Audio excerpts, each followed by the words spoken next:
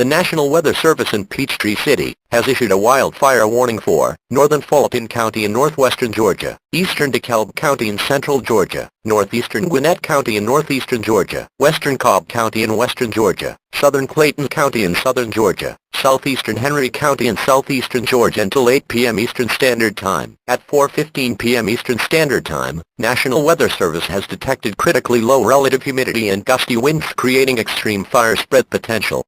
Residents in these areas should remain alert for rapidly developing wildfires. Do not attempt to start any open fires. If you see smoke or fire, call 911 immediately. Move to the northern section of your home if fire approaches from the southern direction.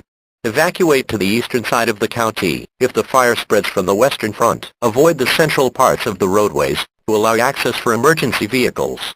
If you are in the northeastern section of the county, prepare to evacuate to the southwestern safe zones. Do not travel through the southeastern fire lines. Seek shelter in the northwestern designated areas if necessary.